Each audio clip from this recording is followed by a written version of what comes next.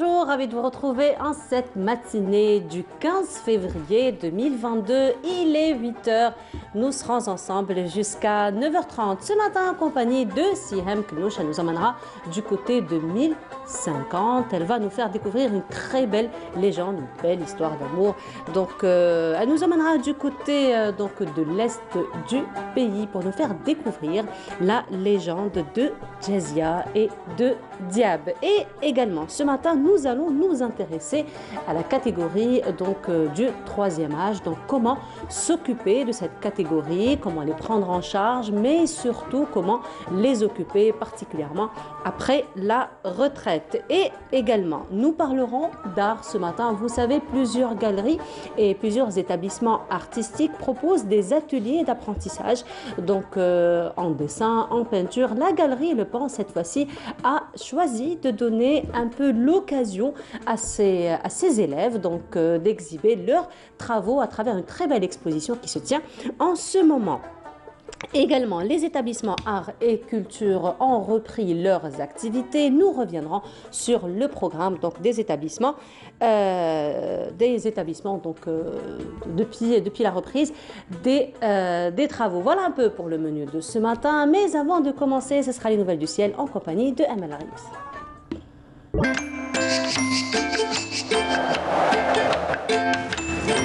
La météo vous est présentée par Mobilis.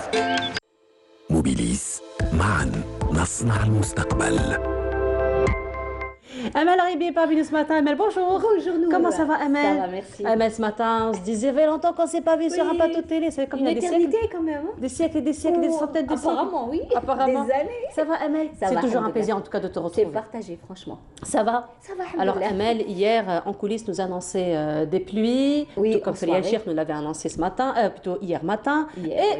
Ça s'est réalisé. Voilà, ça s'est réalisé. Nous avons eu quelques pluies. On ne va pas dire. Quelques pluies. Nous en avions besoin quand même. Oui, mais ce n'est pas suffisant encore. C'est pas suffisant. C'est pas suffisant, non. Voilà.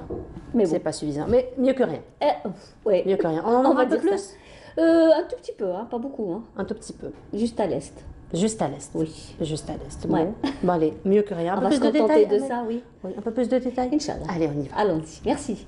Bonjour à tous et bon réveil. Et bien pour aujourd'hui, on aura de la brume matinale sur les vallées de l'ouest. Puis le ciel restera dégagé à peu nuageux sur l'ouest du pays. Par contre, sur le centre et l'est, eh bien, on aura des passages nuageux avec quelques pluies locales vers les côtes centre et vers l'intérieur. Les passagèrement nuageux sur les hauts plateaux.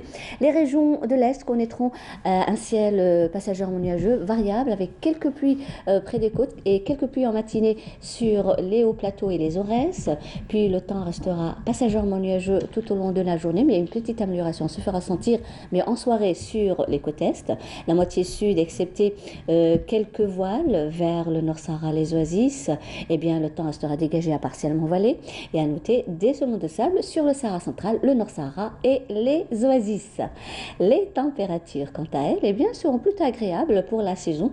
Le minimum 10 degrés à Al Bayad, 11 Sétif Djelfa, 14 Tizi Ouzou, 13 Sétif Batna, 17 Alger Annaba, 18 Oran et Tlemcen, 12 à Tébessa.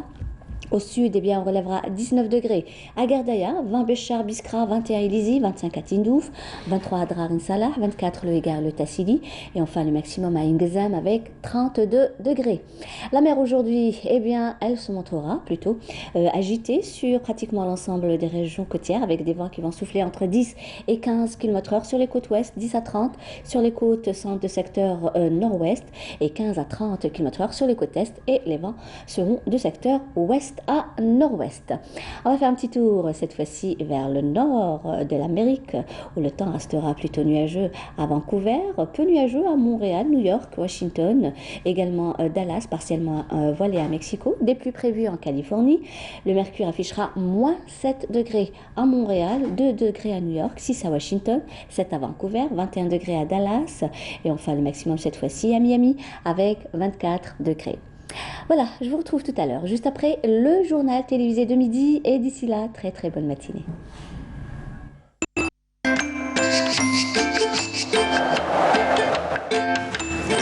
La météo vous est présentée par Mobilis.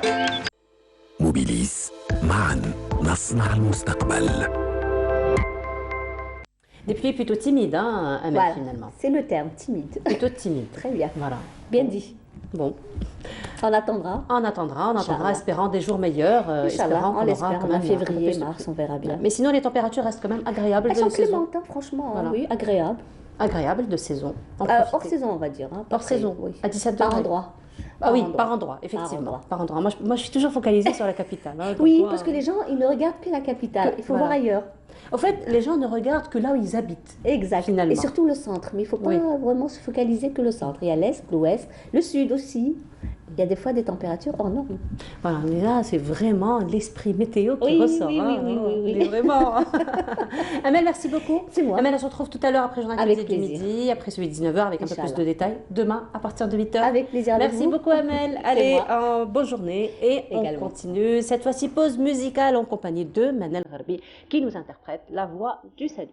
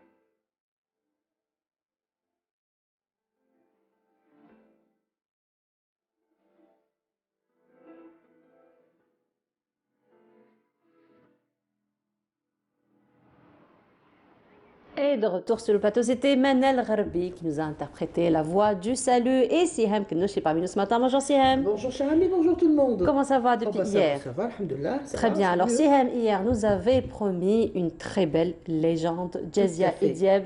Chose promise, chose due. N'est-ce pas? Oui, tout à fait. En fait, Jazia et Dieb, ce sont non pas une seule histoire d'amour, mais c'est une série d'histoires d'amour. Donc, ça mériterait alors une série télévisée? Oui, pourquoi pas. Pourquoi pas? Oh, c'est un long métrage peut-être pour regrouper toutes ces histoires.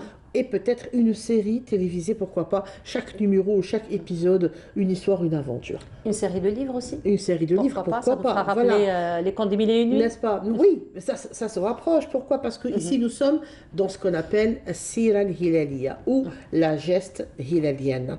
Vous savez qu'il y a des épopées à travers l'histoire. Chaque littérature a sa propre épopée, a ses propres héros. Et nous, donc le nord africain ainsi que les pays d'Orient, je citerai la Syrie, le Liban, l'Égypte, la Jordanie. Alors, par où les Hilaliyin ou les Bédouins d'Arabie, les Bédouins de l'Hijaz, ont marqué leur présence.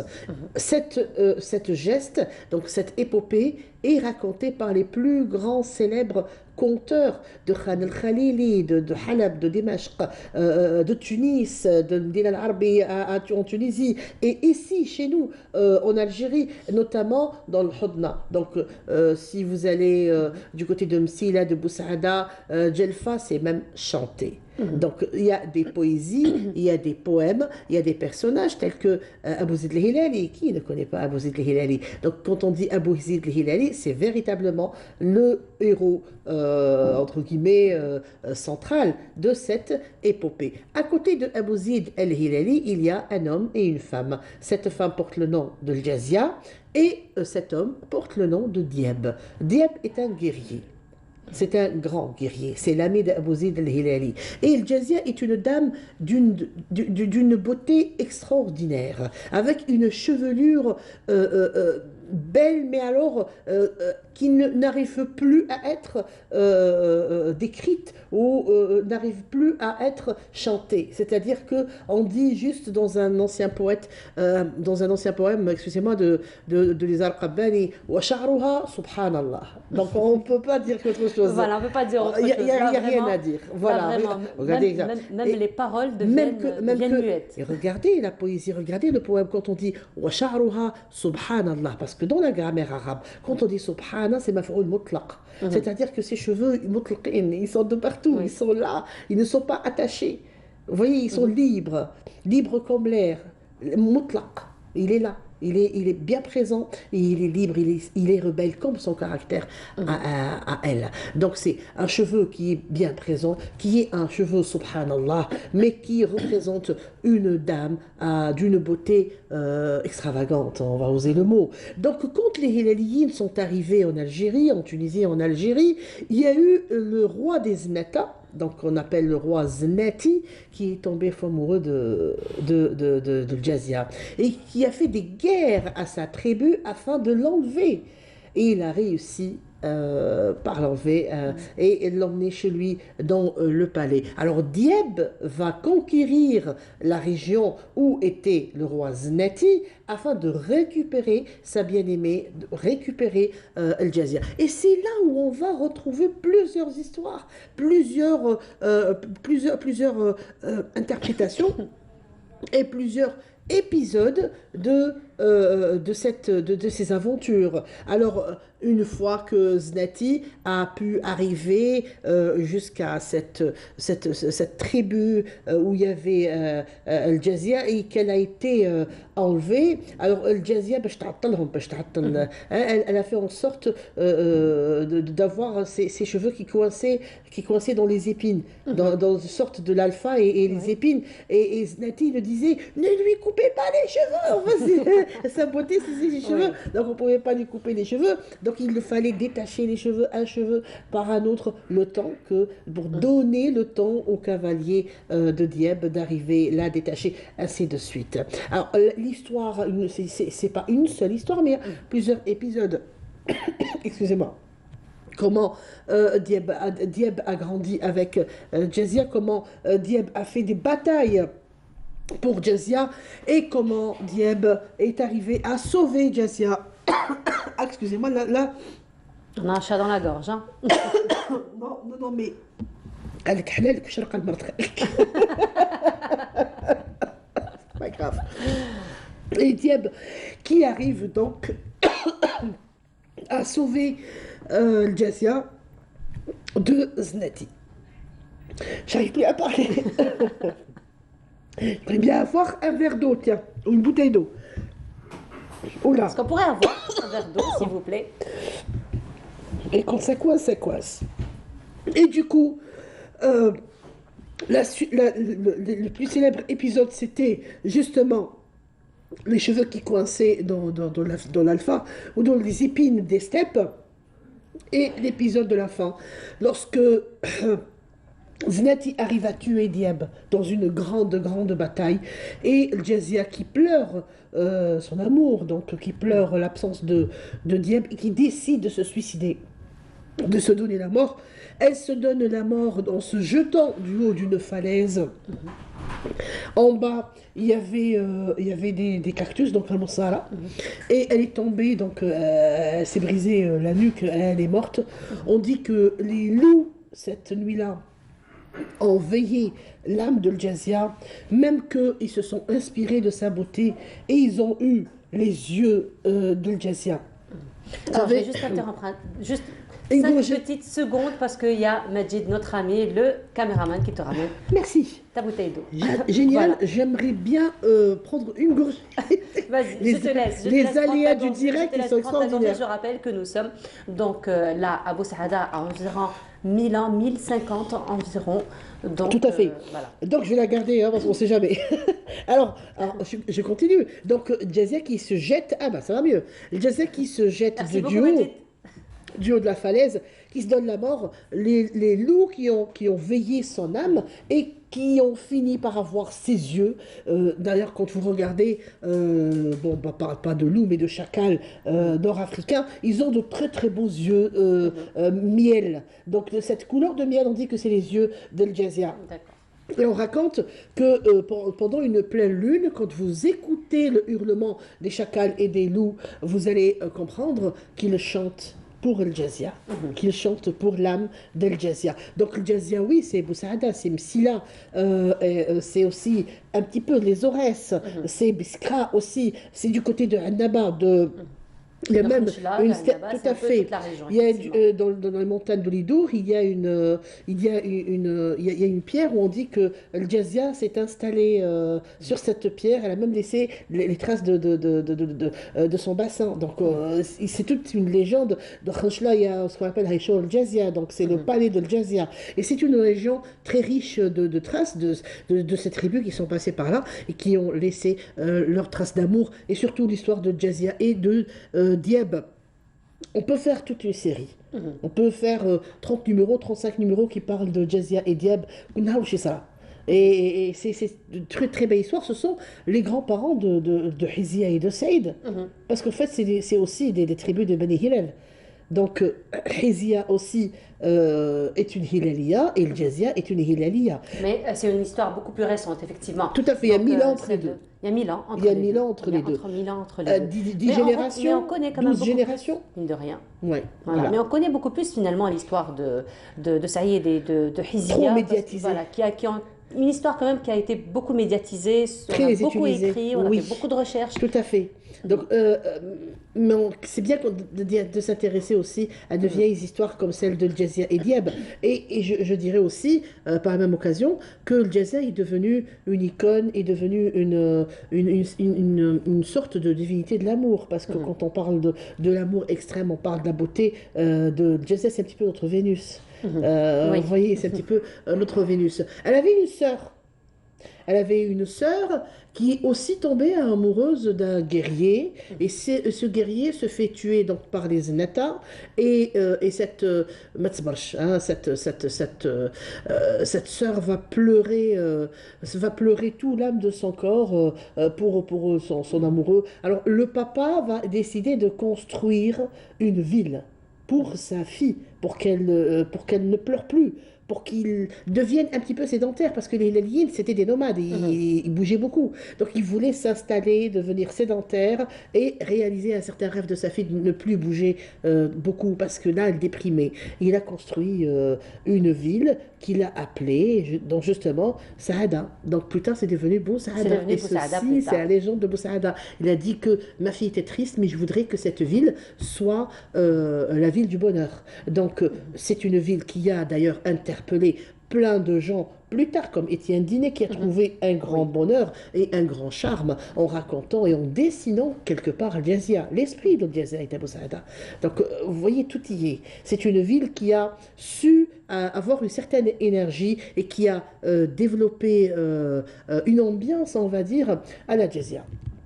Donc, si vous allez à Abu Saada, vous allez sûrement tomber amoureux de la cité, certes, de la région, et puis aussi des contes et des légendes que vous allez rencontrer, notamment celle de Al-Jazia et Dieppe. Effectivement, mais ce qui interpelle quand même Siham j'ai envie de dire, dans toutes ces histoires, dans toutes ces légendes qui sont généralement liées à l'amour, c'est que la fin, elle est toujours tragique, finalement. Les plus beaux histoires d'amour sont tragiques. Mais toutes les histoires finissent c'est vraiment comme ça. l'opposé des contes de fées avec lesquels nous avons grandi. Donc, écoutez, les contes de fées, les contes merveilleux. Eurent beaucoup d'enfants et vivèrent heureux. Oui, ça c'est une fée qu'on espère avoir tous et toutes. Malheureusement, la vie est autre. Et cette histoire n'est pas belle si elle ne finit pas tragiquement. Toutes les belles histoires d'amour à travers l'épopée et les siècles de l'homme sont tristes. Allez trouver une belle histoire d'amour. Si elle est triste, si elle est belle, parce qu'elle est triste. Parce que sinon, oui, ils se sont mariés, ils ont eu beaucoup d'enfants, après il y a eu des ennuis, après ils se sont séparés, après je dois te faire Justa, après, ça ouvre droit à beaucoup d'autres propositions. Mais là, quand le pauvre il est parti, il a laissé seul, là c'est autre chose. Là, c'est autre chose. Elle s'est suicidée. Elle s'est donnée la mort. Exactement. Et il n'y a pas que ça, il y a de l'autre côté, dans le côté de l'Oranie, on en parle très très rarement, l'histoire de Green al-Alia. D'ailleurs, si vous allez du côté d'Oran, il y a un précipice qu'on appelle Jof al-Alia. Et Jof al-Alia, elle s'est aussi suicidée en se jetant de la falaise après la mort de Green. Donc, et elle était à cheval. Donc, elle a sauté, elle et son cheval, dans la mer.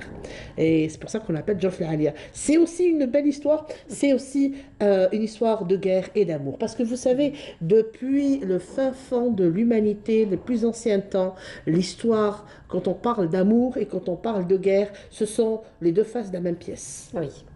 Il n'y a pas d'amour sans guerre, il n'y a pas de guerre sans amour. Si on aime, il faut faire une guerre pour celle qu'on aime ou pour celui que ça va dans les deux sens. Nous les femmes on a tendance à rester comme ça et dire elle n'a rien fait pour moi et toi qu'est-ce que tu as fait pour lui. Ça va dans les deux sens, je veux dire que c'est comme ça, voilà. Oui. Et Ishtar, qui est une déesse babylosumérienne, était la déesse de l'amour, mais de la guerre en même temps, n'est-ce pas? Donc, fallait faire la guerre pour arriver à l'amour. Et c'est comme ça. Donc, quand on parle de la geste hilalienne, vous savez, c'est des gestes, c'est de longs vers, chantés, racontés, etc. Mais il y a vraiment un chassé-croisé, hein. Il y a des batailles, il y a des guerres, il y a des morts, il y a de l'héroïsme, il y a de l'amour. D'ailleurs, ça a été filmé, ça a été fait. Il y a plusieurs films qui parlent des tribus hilaliennes, de leur mode de vie, de leur présence, de leur histoire, etc. Et à l'intérieur, il y a plein d'autres histoires à droite et à gauche qui sont encore plus intéressantes que la principale.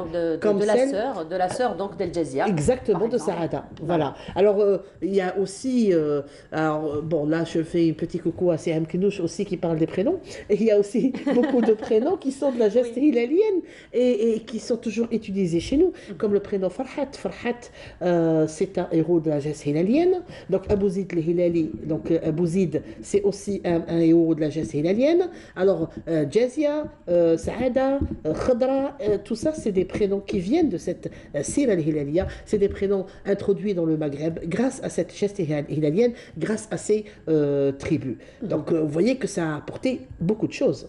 Il faut dire aussi, Siham, que toutes ces légendes, toutes ces histoires attirent quand même l'intérêt j'ai envie de dire, des archéologues, des anthropologues. D'ailleurs, le CNRPH fait un travail titanesque dans ce sens. Le CRASC aussi. Nous avons le CRASC, effectivement. Donc, nous avons le chercheur Borayo, par exemple, qui travaille beaucoup sur... Hamid Borayo, qui était mon professeur. Voilà. Qui était mon professeur de littérature populaire, de littérature populaire, parce que, bon, entre guillemets, je suis passée par Mahad al-Adab al-Arabi, parce que c'est pas grave, ça, c'est entre toi et moi. Mais حتى واحد. ما نقول حتى لواحد ما نقول حتى لواحد d'ailleurs si on le dit personne ne va nous croire. Abdelhamid Bouraï, que je salue, c'était mon professeur donc, de littérature populaire, Adab Shabi, et c'est vrai que c'est là où nous avons appris énormément de choses sur nos contes, nos légendes et notre passé littéraire, c'est-à-dire notre esprit littéraire algérien. Abdelhamid Ben Haddouga qui a écrit un roman aussi intitulé Al-Jazia wa Darawish. Alors là, c'est un roman très symbolique.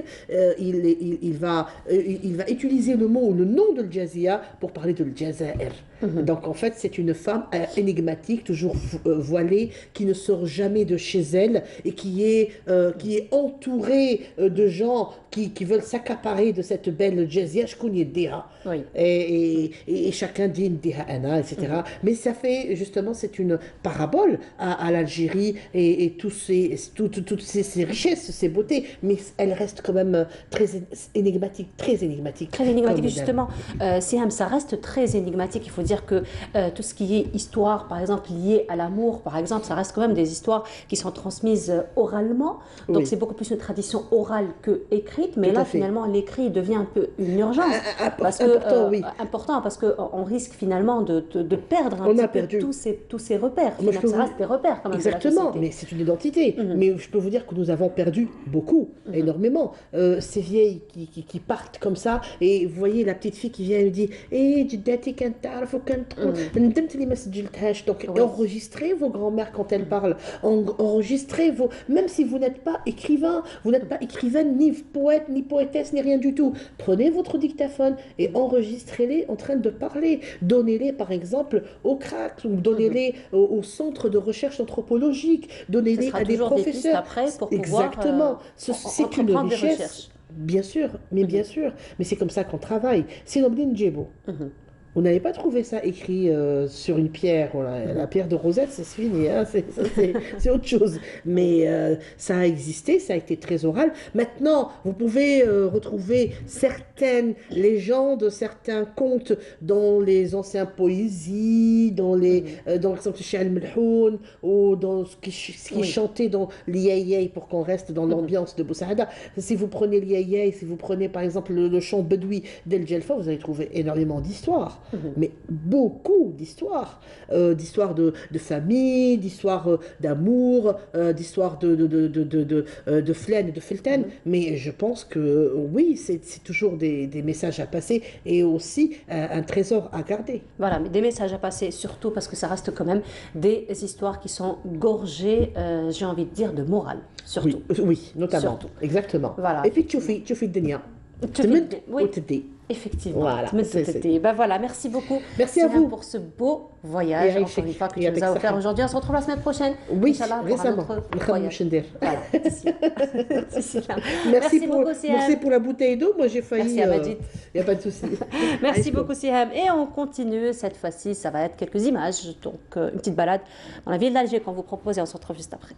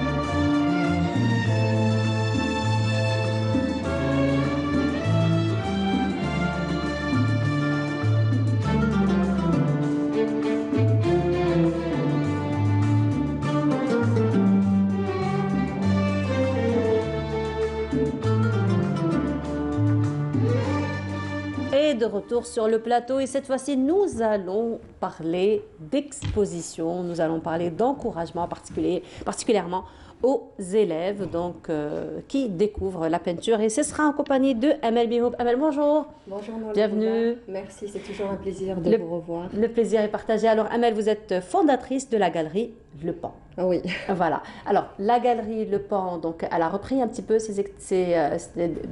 les activités, on va dire. Ben justement, là, depuis cette nouvelle année, donc on commence avec une exposition ce week-end. Alors, on commence avec l'exposition ce week-end. C'est une exposition quand même assez particulière. Oui, parce que lorsqu'on parle d'exposition, on parle quand même de personnes qui sont plus, on va dire, professionnelles du domaine, avec des artistes de renom. Mais cette fois-ci... Voilà, donc d'habitude, je travaille avec des artistes qui sont déjà connus sur la scène artistique ou bien des jeunes talents qui sont diplômés de l'école des beaux-arts. Mais pour cette fois-ci, donc c'est particulier. Donc c'est à l'initiative de l'artiste miniaturiste Jazia Cherih. Donc là, la galerie va exposer les œuvres de ses élèves. Donc elle a un atelier d'art où elle donne des cours à des amateurs d'art. Donc il y a toutes sortes d'âges, donc des retraités jusqu'à des adolescents. Alors, il faut dire, Amel, quand même que par rapport aux retraités particulièrement, donc c'est vrai qu'une fois à la retraite, on n'a jamais pris un pinceau, on n'a jamais touché un pinceau, mais il y a quand même un besoin qui naît comme ça, de nulle part, d'aller finalement découvrir de nouveaux mondes, découvrir de nouvelles passions. Oui, il y a ce côté-là, mais après, il y a toujours des retraités qui avaient toujours le besoin de s'exprimer, par exemple, de se retrouver. Et puis même, on dit oui, quand on était petite, on dessinait, mais on revient donc vers l'essentiel, comme je dis toujours, vers l'art. Voilà, donc ce sont des ateliers qui sont ouverts à ces catégories, à toute catégorie d'âge. L'art n'a pas d'âge. Voilà, donc ce sont des ateliers que justement l'artiste Jazia Cherih fait. Exactement, oui. Donc que Jazia Cherih travaille avec ces jeunes, avec ses élèves et puis là c'est le fruit de son travail de toute la période de la Covid. Donc on va exposer leurs travaux à la galerie. Alors c'est leur première exposition. Oui, exactement, oui. Ils se sont lancés finalement dans l'aventure de l'expo. Ils sont tout contents justement d'exposer parce que là il y aura quand même un œil du public, donc c'est complètement différent. Donc voilà. Voilà, alors justement, un œil du public, donc ce sont des personnes qui ont donc on va dire, qui ont repris goût, on va dire, ils ont repris un petit peu l'activité ou découvert pour la première fois l'activité de la peinture, et ça va être leur première exposition, donc j'imagine qu'il n'y a pas une thématique particulière, donc là c'est un peu ouvert.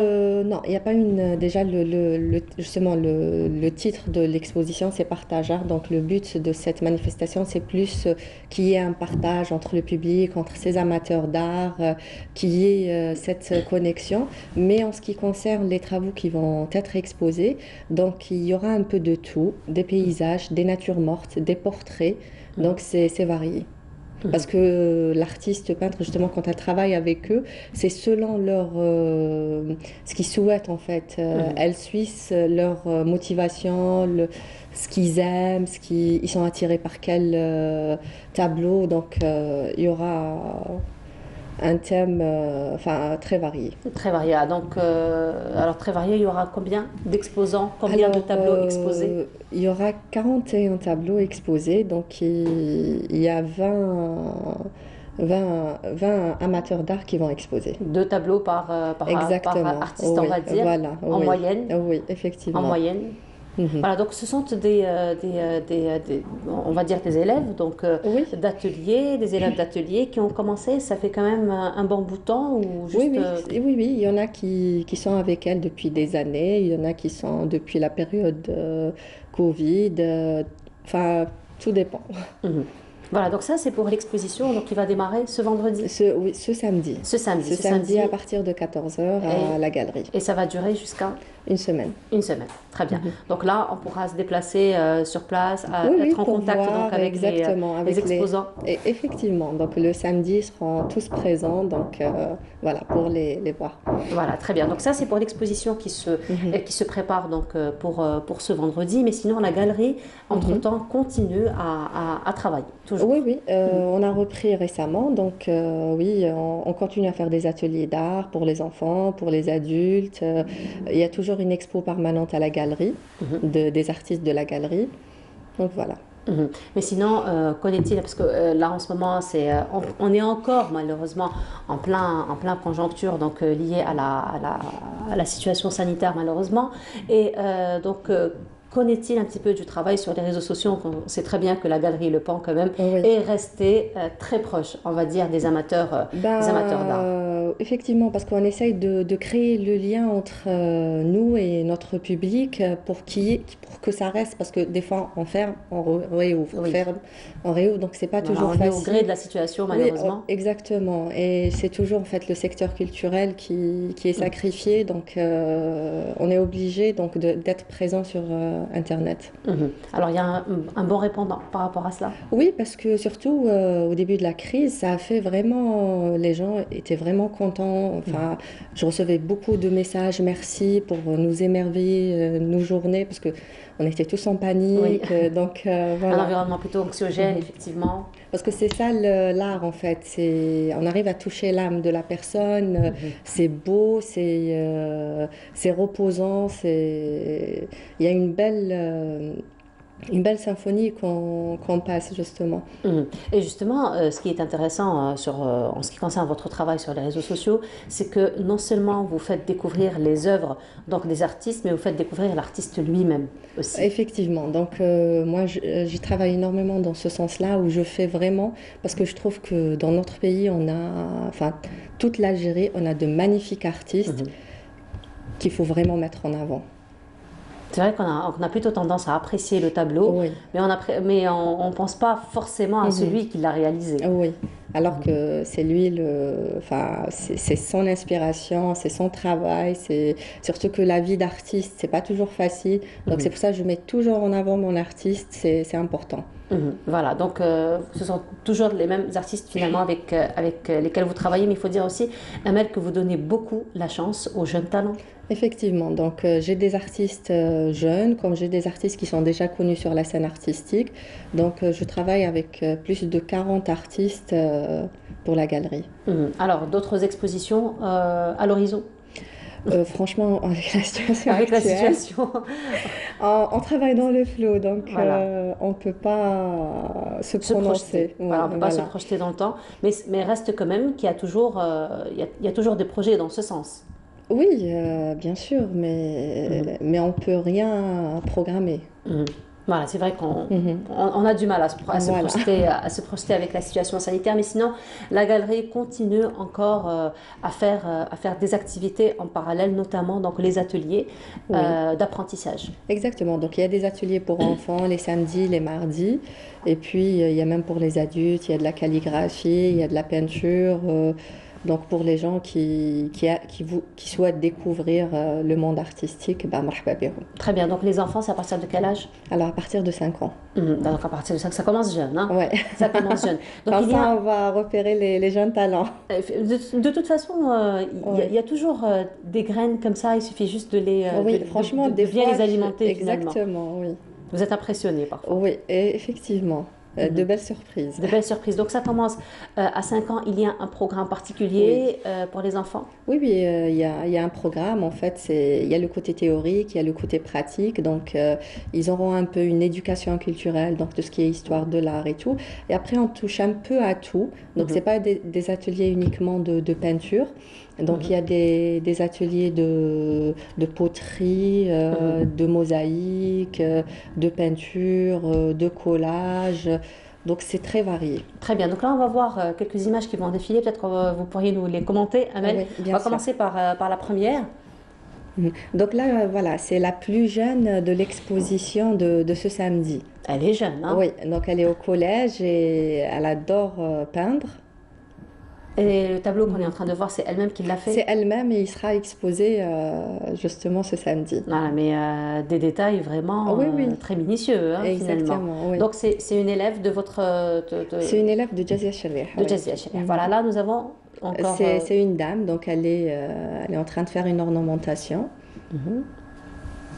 Donc toujours au niveau de l'atelier de Jazia. Exactement, oui. Là, ce que j'ai apporté comme photo, c'est les élèves qui vont exposer ce samedi. Donc ce sont eux qui vont exposer le Oui, samedi. On voilà. aura à les rencontrer. Oui, marhaba. N'est-ce pas? Nous aurons à les rencontrer. Ben, c'est ce qui va probablement encourager aussi d'autres personnes à découvrir aussi le monde de la peinture. Parce qu'on appréhende. Hein. C'est vrai que lorsqu'on n'a jamais fait ça dans notre vie, on appréhende à un moment donné. On se dit, bon, moi je ne sais pas dessiner, je ne sais pas prendre un pinceau, c'est pas la peine, c'est pas mon monde. Et pourtant, il suffit juste d'un petit déclic. Moi, en fait, comme je dis toujours, comme il a dit Picasso, donc on est tous nés artistes. Après, on a le choix soit de le rester ou non. Voilà, nous avons une autre photo.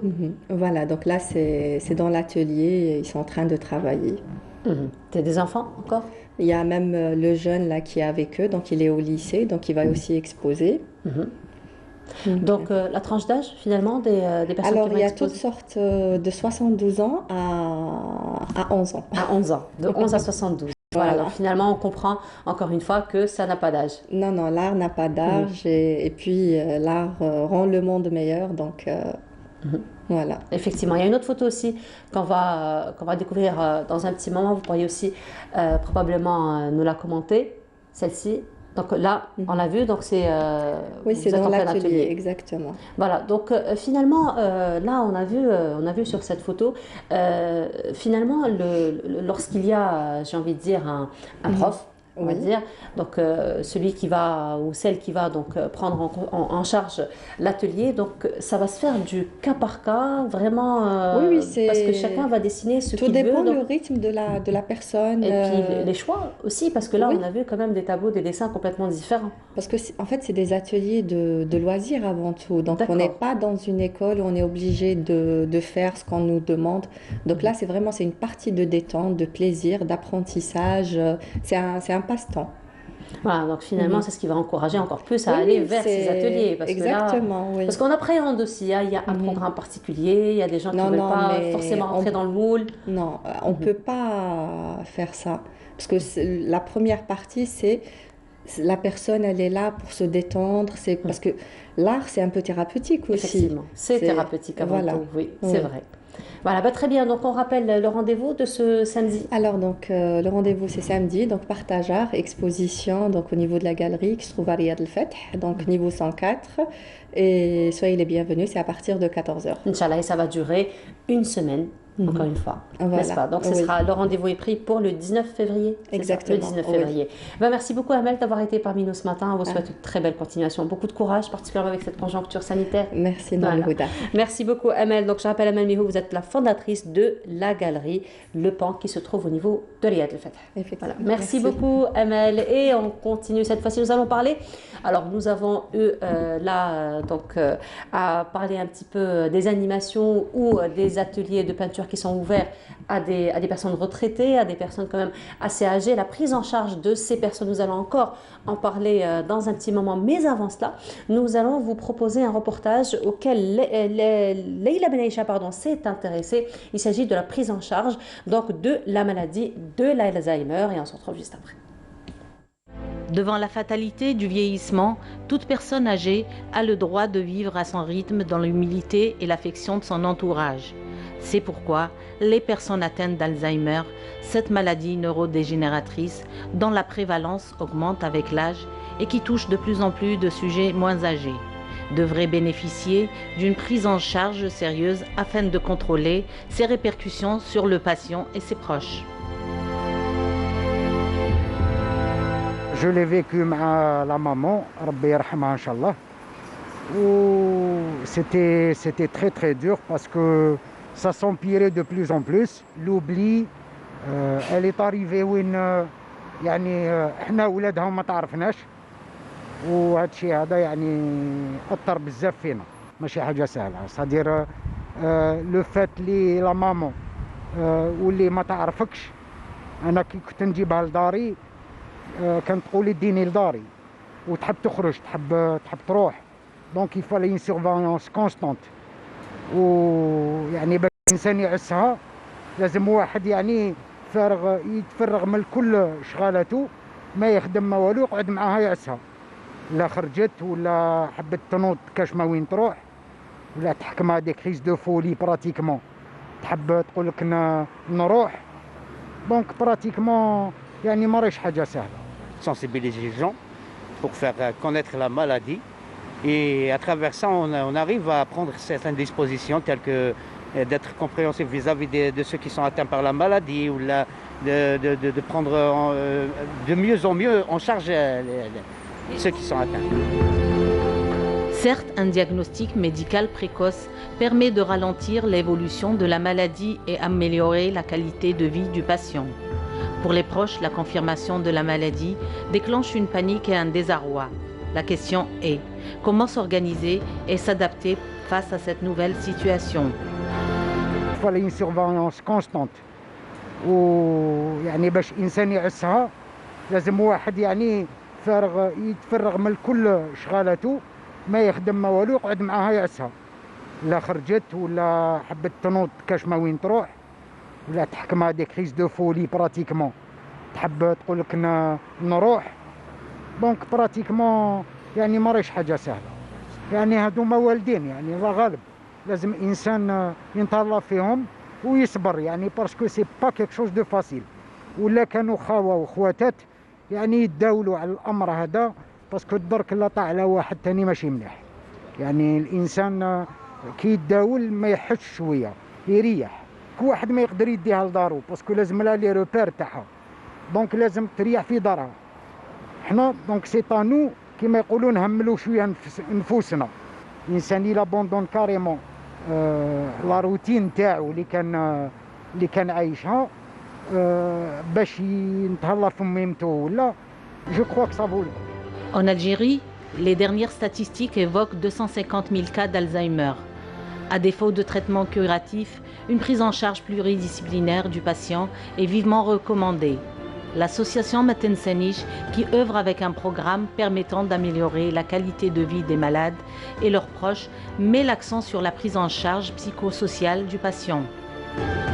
Un malade, il a besoin pas de traitement médicamenteux seulement, il a besoin d'activité physique, il a besoin de stimulation cognitive, il a besoin de sortir, il a besoin de la société pour pouvoir avoir une bonne qualité de vie. Nous avons comme objectif aussi, c'est de casser l'isolement du malade ou de l'aidant.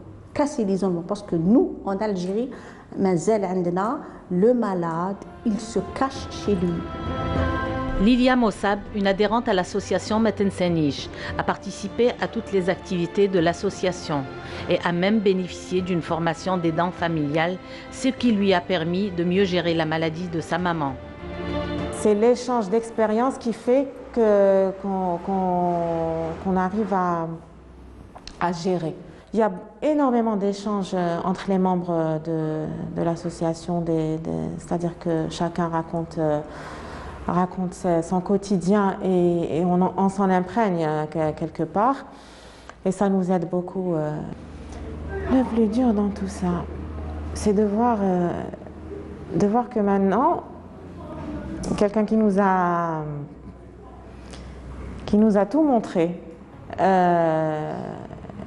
qui redevient pire qu'un enfant, pire. La maladie d'Alzheimer ne tue pas. Toutefois, un accompagnement, une hygiène de vie et beaucoup d'affection sont les meilleures alternatives en l'absence d'un remède efficace. Et de retour, c'était donc un reportage de Leïla Benricha qui s'est intéressée donc à la prise en charge de la maladie de l'Alzheimer, la prise en charge aussi des personnes âgées. Nous en parlons ce matin en compagnie de notre invitée, Madame Souhad Ossif. Bonjour, bienvenue à vous. Bonjour. Alors Madame Ossif, vous êtes déléguée à la formation Centre des ressources du vieillissement. Alors aujourd'hui, donc la nécessité de prendre en charge finalement les personnes âgées, mais les prendre en charge de façon quand même assez minutieuse, parce que ça demande quand même une prise en charge où il y a quand même un minimum de connaissances, un minimum de savoir-faire. Bonjour d'abord et merci beaucoup pour l'invitation parce que c'est vraiment ça encourage beaucoup à faire aussi encore en sorte que ça marche et que ça réussisse peut-être peu à peu et voilà donc pour le bien et pour le bien-être des personnes âgées en Algérie parce que vu que vraiment le taux est en train de monter, là on a fait une petite entreprise qui est en train de grandir petit à petit avec l'aide de plein d'associations. On a dû faire une réunion de plein d'associations. Et donc, vous travaillez en réseau. Voilà, donc on a essayé de réunir parce que là, travailler seul, il vaut mieux une réussite solidaire qu'une réussite solitaire. On préfère ça parce que là, c'est un problème social. Donc, c'est la société en général. Donc, ça globalise la majorité du peuple algérien, la population. Voilà. Donc, du coup, on fait des formations pour les gardes malades continus. Donc, c'est des gens... Qu'est-ce que vous appelez des gardes malades continus? Voilà, nous, on appelle ça des mini-auxiliaires. Parce qu'ils disent garde malade, c'est pas un enfant qu'on doit garder. Donc, on dit garde enfant, mais garde malade, c'est un peu... Bon, c'est le mot l'imchi bzef en Algérie. Donc, du coup, on dit ça. Donc, c'est des personnes qui travaillent avec des malades, mais qui n'ont pas d'attestation, qui n'ont pas de diplôme, et qui vont comme ça et disent « je suis garde malade ». Mais il y en a beaucoup qui ne savent rien, pas vraiment rien du côté médical, donc elles n'ont aucune notion, presque. Voilà, parce que c'est vrai que lorsqu'on pense à un garde malade, on se dit on va juste donner de l'eau, on va juste donner à manger, alors que ce n'est pas ça. Mais sinon, alors que le malade, le malade en urgence, s'il a fait une intervention chirurgicale ou qu'il a fait, je ne sais pas, un problème post-opératoire ou quelque chose comme ça, donc il a besoin d'un garde malade vite fait, en urgence. Mais moi, je pense qu'une personne âgée n'a pas besoin de quelqu'un qui ne comprend pas les choses, a besoin surtout de quelqu'un qui la comprend déjà elle-même et qui se comprend lui-même. Parce que avant de travailler sur la personne, il faut travailler sur soi. C'est un travail sur soi. Alors nous, on tente de faire ça. On tente de leur donner des cours de psychologie, de relationnel, كيفاش يدير العلاقة بين المساعد والمريض هذه حاجة مهمة والعلاقة بين المساعد والولي المريض aussi on leur apprend comment ils s'approchent dans les familles كيفاش يدخلوا في الفامي كيفاش يهضروا معاهم la juste présence le professionnalisme et surtout la conscience professionnelle et l'humanisme pour moi c'est très important parce que الإنسانية حاجة مهمة. حنا شعب مسلم بالحق حنا اللي عندنا الأولوية على المسيحيين ولا اليهود ولا كاش جنسية ولا كاش جنس ولا بلاد. حنا اللي عندنا أولوية. حنا نعرفوا الضنة والعم والجدة والخالة والأم. حنا اللي نحنوا. حنا حنان بالحق في الإسلام تاعنا حنا نحنوا. Alors أنا je pense اللي فعود la personne âgée elle est jetée en maison de retraite تقعد في دارها يجي لها le garde malade mais لازم يكون formé. يعرف كيفاش يقرا الدواء كيفاش يكتب les transmissions surtout les transmissions. Voilà justement c'était la question que j'allais vous poser. Donc ce sont des formations qui sont destinées à former donc des auxiliaires de vie, des gardes malades.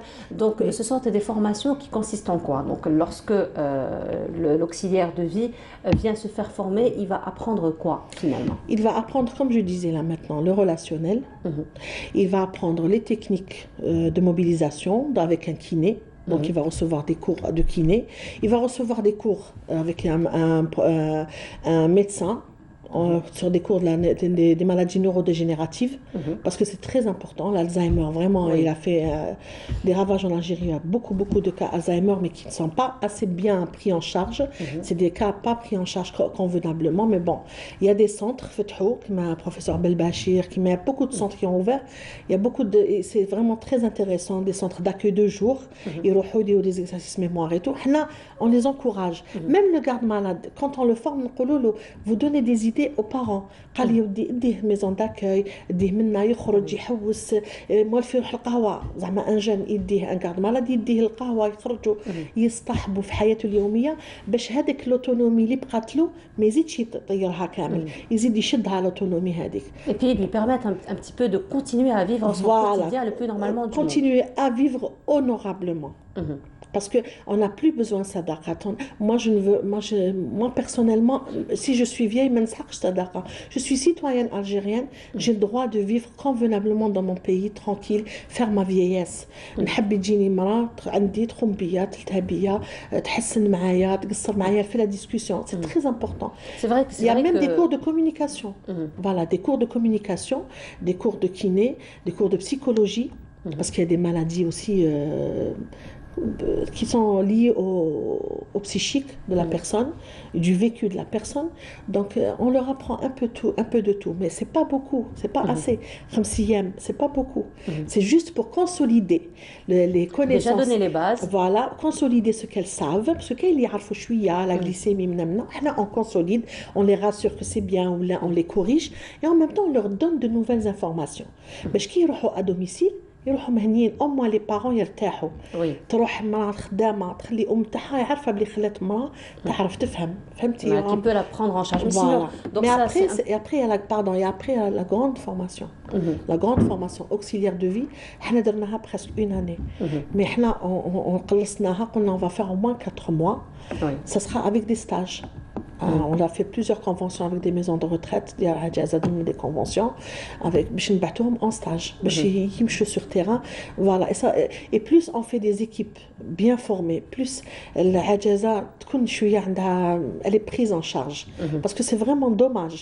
باش شيخ كبير ولا عجوزه ولا يجي انا فيسي ويلقى روحو هكاك ليفري اونتر لي مان واحد مسكين لا غالب عليه جا باش يسترزق وما يفهمش يرقد تدي عينه والاخر يدير انايتي في النوم. سي دراماتيك بور موا سي دراماتيك ولا يدير دي اسكار ولا ميم لي سوان اسكار نعلمهم لهم ميم لي سوان اسكار لي سوان اي لي بريفونسيون اسكار pour prévenir ça c'est très important parce que la personne âgée تستاهل تعيش honorablement, تستاهل le bien-être. Nous, c'est le bien-être et l'humanité, c'est tout. Voilà, le bien-être et l'humanité. Alors justement, là, vous parlez un petit peu de la prise en charge des personnes âgées, particulièrement les personnes âgées malades. Donc, par exemple, suite à un AVC ou peut-être donc des interventions chirurgicales, donc ça peut être une maladie particulière. Mais il y a aussi des personnes âgées qui restent quand même en bonne santé. Mais qui cherchent de la compagnie. Moi, il n'y a pas longtemps, on m'a appelé une personne âgée à Hydra. Il cherche une personne qui vient, qui lui fait un peu la vaisselle, un peu le ménage, qui l'aide. Parce que les auxiliaires de vie, c'est ça. C'est زعما دوك انايا je suis âgée وما نقدرش بك نغسل المواعن ولا نجي une auxiliaire de vie تعاوني هذوك المواعن تغسلهم لي تعمل فيها un peu le parterre elle va et ça m'aide à continuer à vivre. Voilà. Donc, et justement, dans ce sens, donc il y a en plus de cela, donc on cherche une petite aide de la compagnie parce que une aide à domicile. Nous avons tous des personnes âgées à la maison et on sait très bien que c'est beaucoup plus le fait de discuter, de se remémorer un petit peu les souvenirs et de rester en société parce que quand ils sont seuls, ils sont mais quand il y a quelqu'un qui vient, il leur donne des nouvelles, il ramène le journal par exemple. Voilà. Alors justement, rester en société, c'était la question que je voulais vous poser par rapport à cela. Qu'en est-il des activités qu'on peut aussi organiser pour ces personnes? Donc là, juste avant vous, on avait Amel Mihoub qui est la fondatrice donc, de la galerie Le Pan, qui d'ailleurs donne des cours de peinture aux personnes, enfin à toute catégorie de personnes. D'ailleurs, elle aura une exposition samedi, Inch'Allah, où il y a, j'ai envie de dire, la personne la plus âgée, elle a 76 ans, donc qui va participer à cette exposition. Donc là aussi, l'animation pour ces personnes est très importante. Moi, je travaille. Ça reste quand même des personnes actives. Oui, bien sûr, et ça fait plaisir parce qu'elles gardent le petit taux d'autonomie qu'ils ont, on le garde. On vit avec ce qu'on a, on ne vit pas avec ce qu'on veut avoir. C'est pas possible, on peut pas avoir tout dans la vie. Mais il y a un moment donné, on vit avec ce qu'on a. Même s'il y a des jeunes, ils ont rien du tout, ils ont le peu qu'ils ont, ils vivent avec. La personne âgée, c'est pareil. Un ami en maison de retraite à Saint-Augustin, Feneuf, la Colonne, il y avait une femme, elle est toujours vivante, elle a 98 ans maintenant, elle a 94 ans, elle jouait au Scrabble. Ah bah voilà. Polyarthrite, mais elle jouait au Scrabble. Elle jouait au Scrabble, les personnes âgées, venez, on va faire un petit Scrabble et tout, et tout. Wallah, et ça fait plaisir. Je jouais avec eux. Voilà, elle fait sa réussite avec la carte.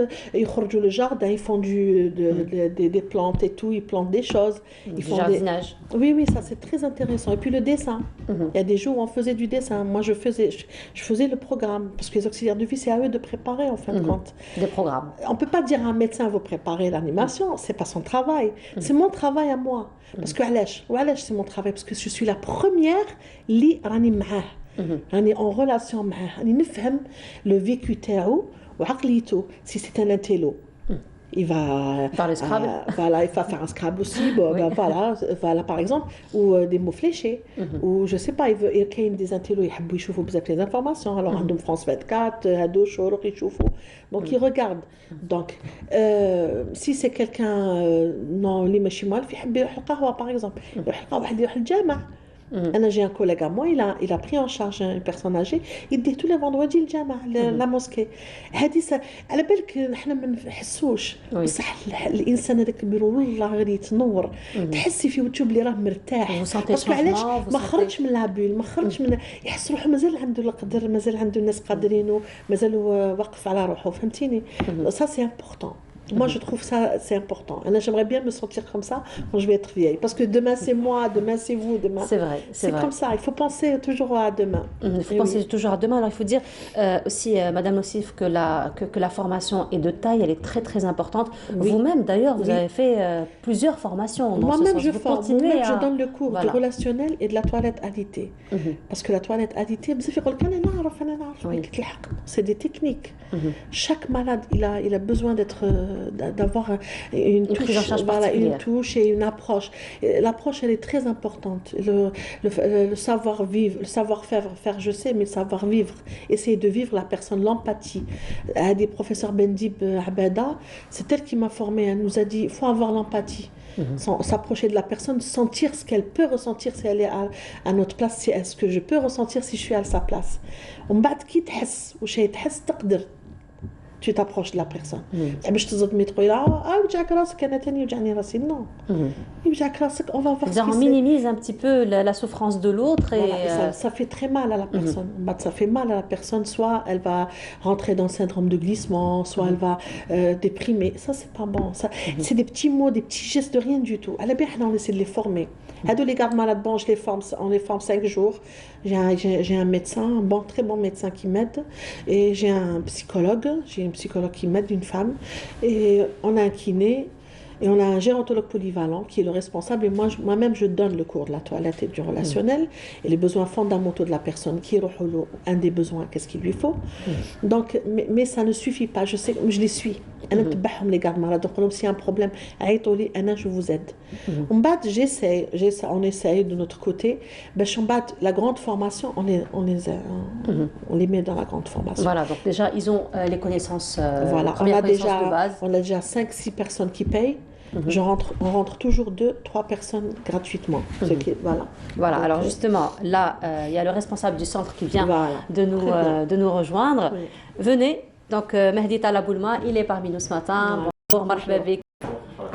Ça va, alhamdoulilah, marhaba bik. Marhaba bik. Donc, vous êtes le responsable donc, du centre des ressources du vieillissement.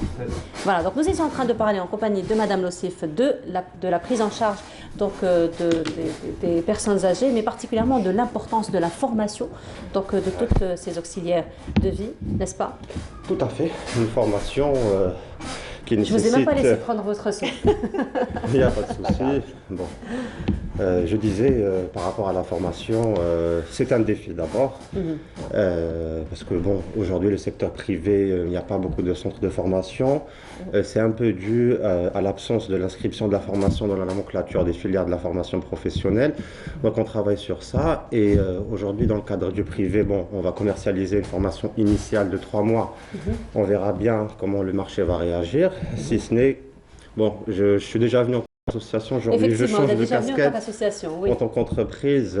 Bon, dans le cas échéant, si la commercialisation échoue, on a le secteur associatif à travers lequel on va financer la formation par le sponsoring, pour l'offrir à des prix accessibles. Hein, donc, À des prix accessibles, justement. Alors, Madame Lossif a insisté sur un point très très important, c'est d'abord le caractère humain chez la personne. Donc, si on n'a pas vraiment toute cette patience, vraiment l'empathie, il est très difficile finalement de prendre en charge un enfant, pardon, de prendre en charge une personne âgée parce que c'est comme un enfant finalement. C'est un peu les. C'est une comparaison un peu qu'on essaye d'éviter, hein, parce que vous savez, le personnage a une histoire, un vécu.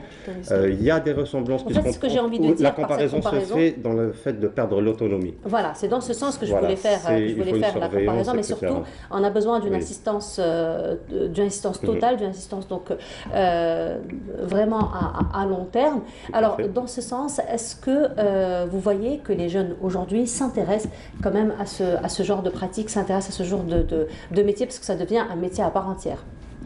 Tout à fait. Alors, sur ce qui s'est passé dans le secteur associatif, on n'a pas encore fait de moyenne d'âge, mais on parle d'une moyenne de 30 à 40 ans. Donc, est-ce que les jeunes s'intéressent? Je ne sais pas exactement, puisque c'est un secteur nouveau.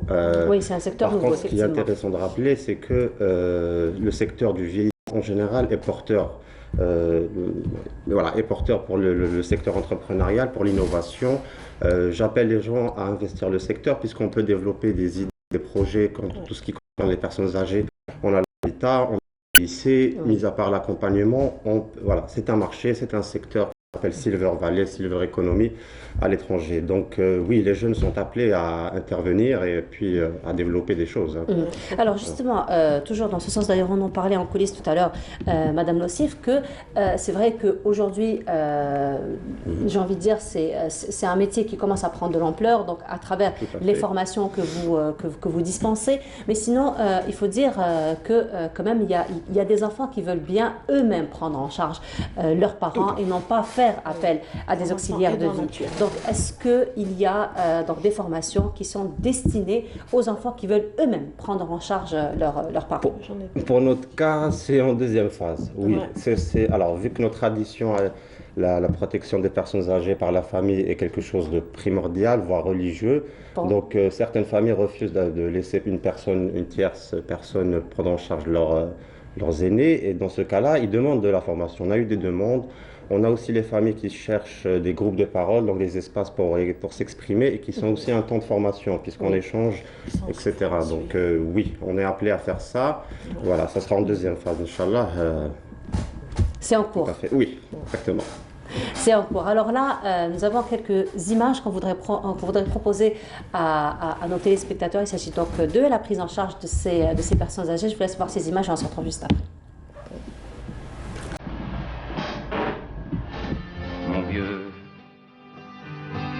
Il y avait qu'un dimanche par semaine, les autres jours c'était la graine qu'il allait gagner comme on peut. Mon vieux, l'été.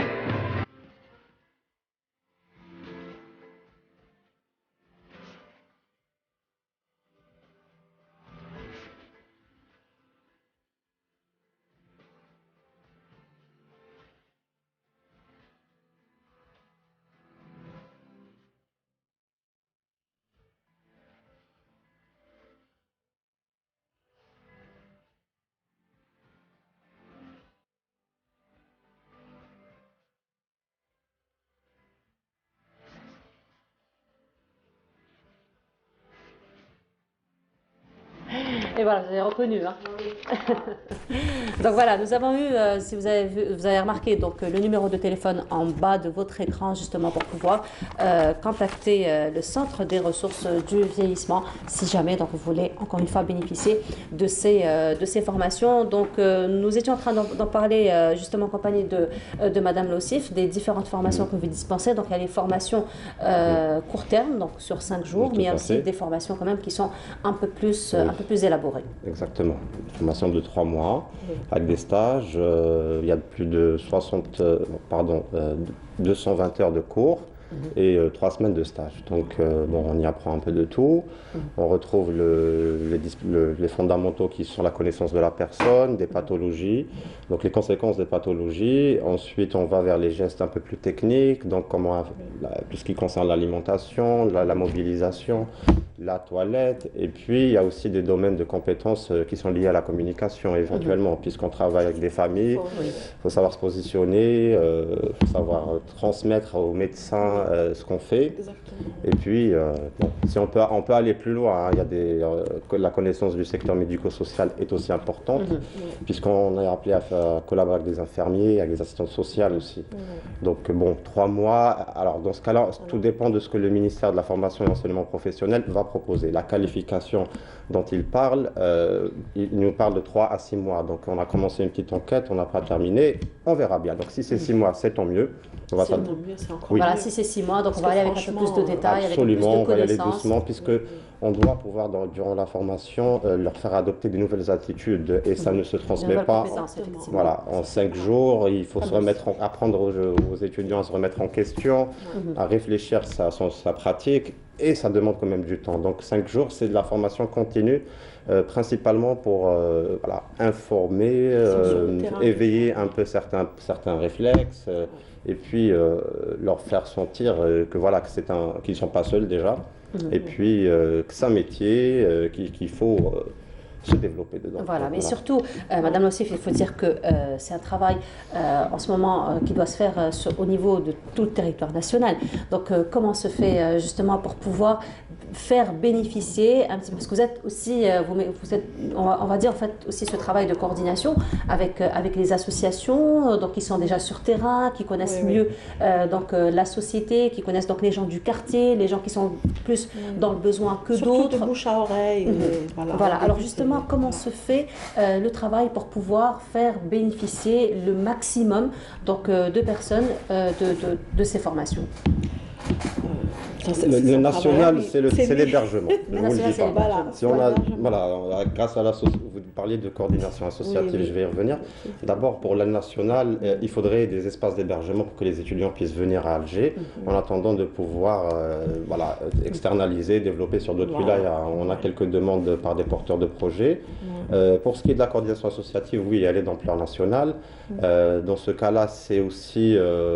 alors, notre rôle, à part coordonner, c'est de trouver le financement. Très bien. Trouver le financement, c'était justement la question que j'allais vous poser. D'accord. Voilà, trouver les financements. Donc, c'est un appel que vous allez lancer aujourd'hui, justement. Absolument. Non, je dirais 2-3 semaines, on commencera profitez. La caméra est là. Voilà, dans 2-3 semaines, on va essayer de trouver du financement pour le secteur associatif.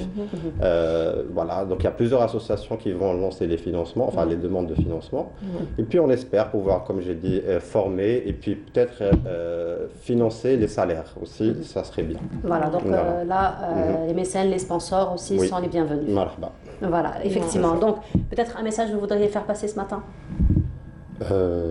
Bon, je dirais que notre vision aujourd'hui, c'est dans 5 ans, on espère pouvoir être le premier bailleur de fonds de tout ce qui est études, universités, laboratoires de recherche. On voudrait pouvoir s'accroître pour financer cette activité-là.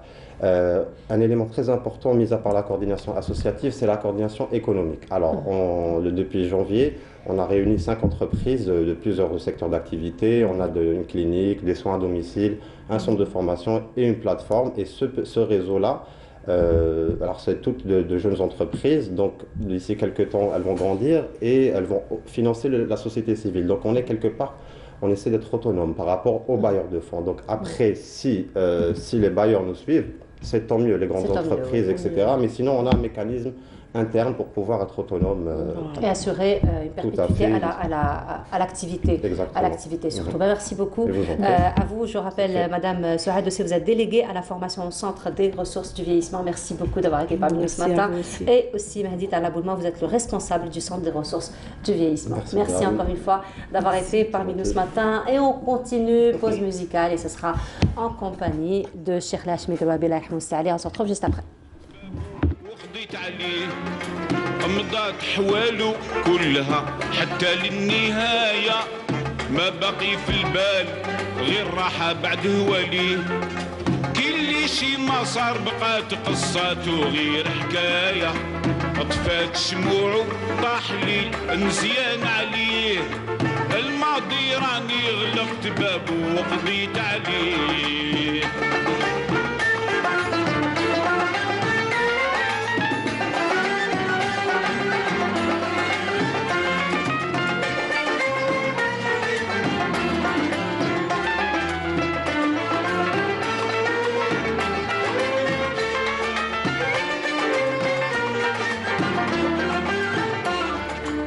قضيت على أهل الخدع والرشوة والشفاية، بياعين القرد ويضحكوا على اللي يشريه.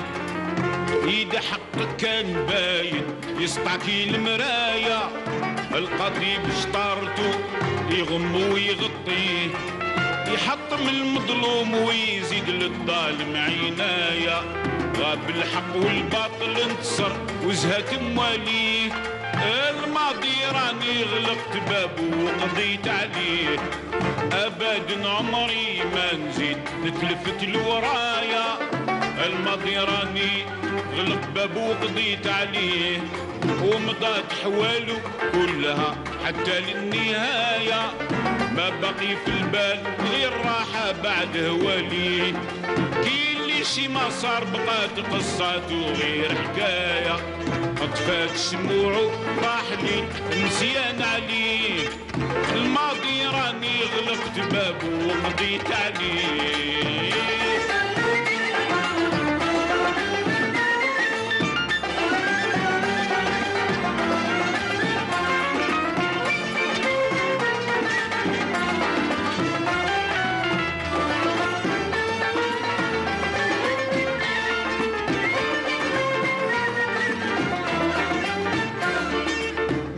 المدموم طال ضري وكتر شقايا، فعل الخير لا من يساومه ولا من يشريه.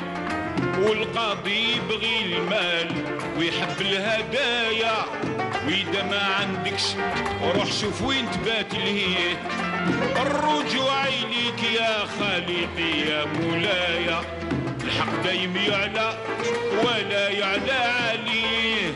الماضي راني غلقت بابه وقضيت عليه، ابدا عمري ما نزيد نتلفت لورايا. الماضي راني غلقت بابه وقضيت عليه، مضات حواله كلها حتى للنهاية، ما بقي في البال غير راحة بعد وليه. لكن لي شي ما صار بقات قصاته غير حكاية، فات شموعه طاح لي نسيان عليه، الماضي راني غلقت بابه وقضيت عليه.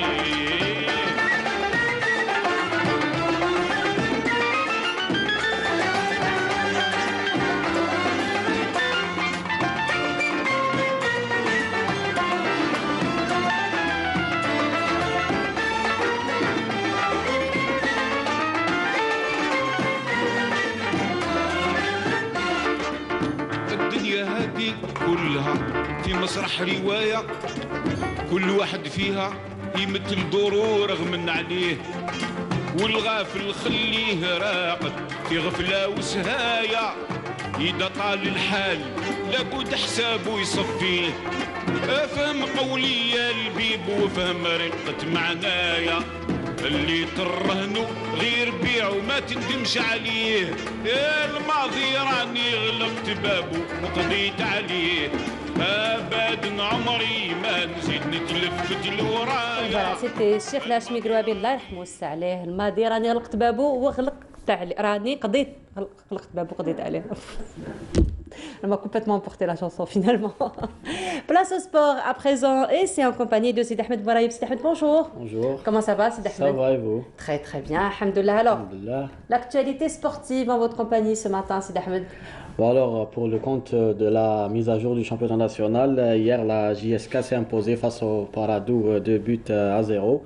Et c'est Yazid qui doit être content. N'est-ce pas, Yazid? Il n'a rien dit. Il n'a rien dit.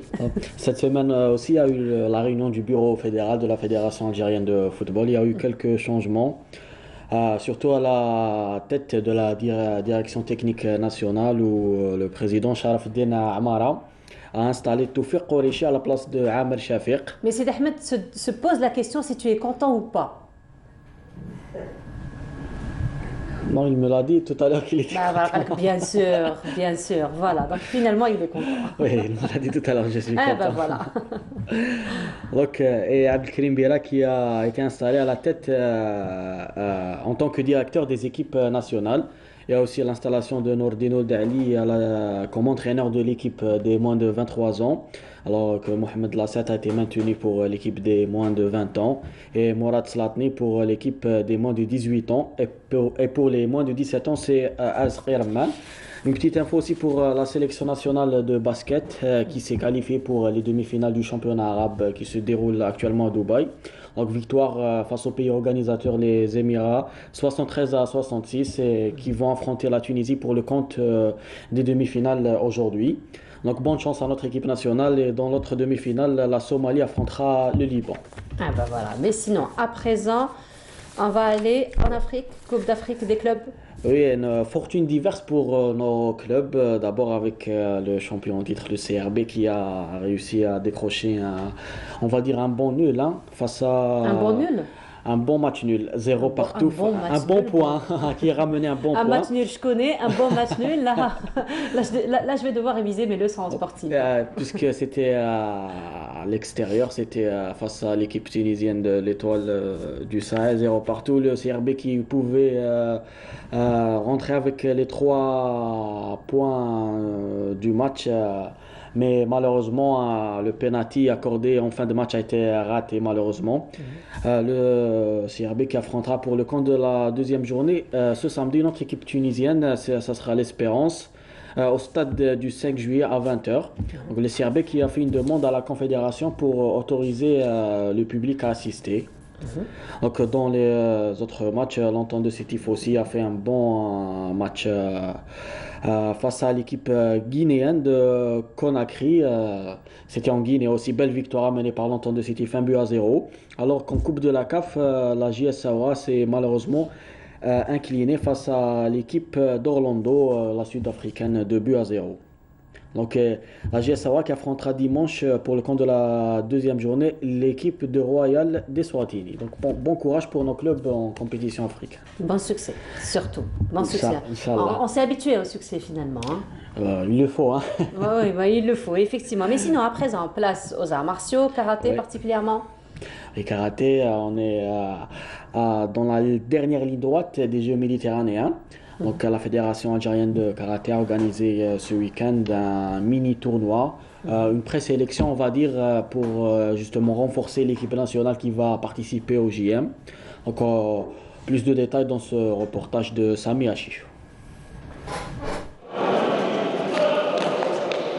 Dans le cadre des préparatifs pour les Jeux méditerranéens d'Oran 2022, la Fédération algérienne de karaté a organisé un stage de préparation qui a vu la plupart des karatékas de l'équipe nationale accompagnés des jeunes talents y participer afin d'en sélectionner les meilleurs. On est en train de se regrouper régulièrement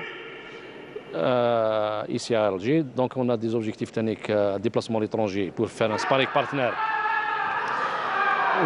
avec les autres pays, l'Égypte, la Jordanie, on a la Tunisie. Ensuite, on va se déplacer vers Portugal pour faire participer nos athlètes dans les catégories de poids, en kumité et en kata. La fédération s'est attachée les services d'un entraîneur égyptien connu mondialement pour donner un nouveau souffle à l'équipe nationale.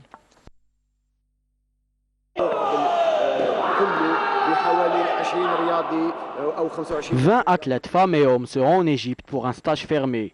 Le second stage aura lieu en Jordanie. Ils seront sous les ordres du coach international égyptien Mohamed Ibrahim Salem.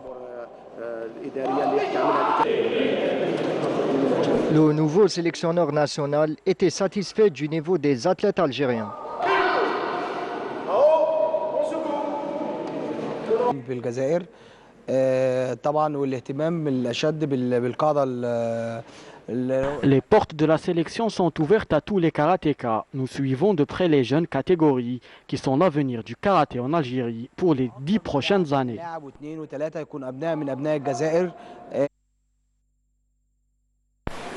Une très belle initiative de la part de la Fédération de karaté pour donner aux athlètes la chance de montrer leur qualité. C'est l'occasion où l'entraîneur On remercie le coach égyptien pour nous avoir donné beaucoup d'informations.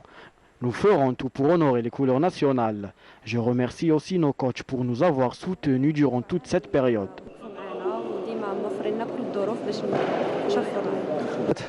On est en train de poursuivre un rythme d'entraînement intensif parce qu'en fait il nous reste que pratiquement 4-5 mois pour les Jeux méditerranéens. Du coup on se donne à fond en ce qui est préparation technique, physique, même psychologique parce qu'il y a un psychologue qui nous suit de près. Voilà, où alhamdoulilah tout se passe bien. Auront un événement majeur qui sera un objectif pour tous. Et voilà, donc c'était une pré-sélection, c'est ça, donc pour les Jeux méditerranéens. Oui, pour renforcer l'équipe nationale, donc le karaté qui sera présent à Oran. Le karaté qui, rappelons-le, est devenu une discipline olympique. Ah bah voilà, discipline olympique. Voilà. Et à présent, place au volley.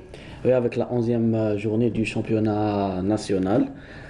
Cette semaine, on a choisi un match entre la jeune équipe de Ben Aknoun qui fait un très bon parcours et l'équipe de Chlef qui est leader. Donc on a assisté à un très beau match. Il y a eu 5-7 joués. Donc on va voir le reportage. On y va. Une belle affiche qui aura tenu toutes ses promesses. Tant les deux équipes tenaient à la victoire et ne se rendaient partagées qu'au tie-break. Le premier set est très disputé, les deux équipes se rendent coup pour coup. Les locaux le remportent finalement 25-23. Les Chérifiennes enchaînent les fautes, ce qui permet aux locaux d'avoir l'avantage tout au long du set, qu'elles remportent 25-19. Même score à la fin du troisième set, mais cette fois-ci pour les visiteurs. Elles enchaînent avec un autre set empoché qu'elles dominent du début à la fin. Score 25-19.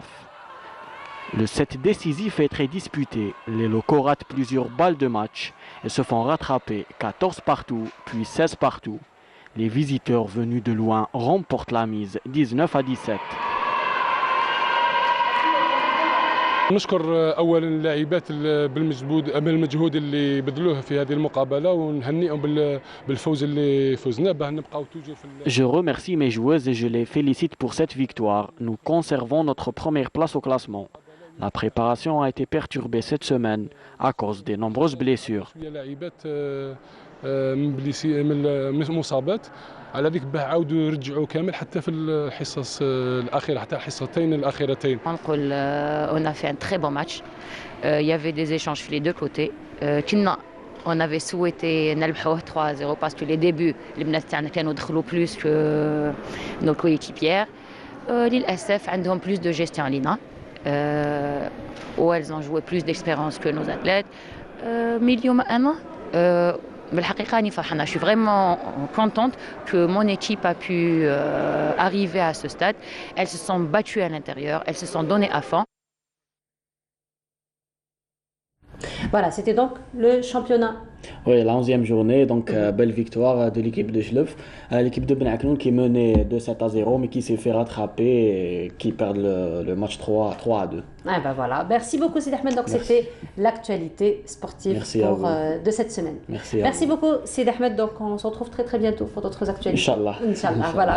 Et voilà, nous arrivons à la fin de notre émission. Avant de se quitter, on vous rappelle juste donc le numéro de téléphone qui s'affiche en bas de votre écran.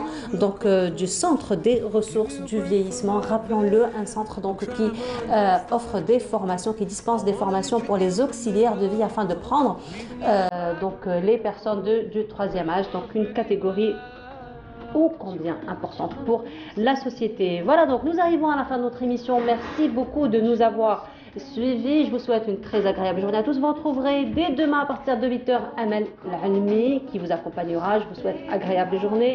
À très bientôt. Au revoir.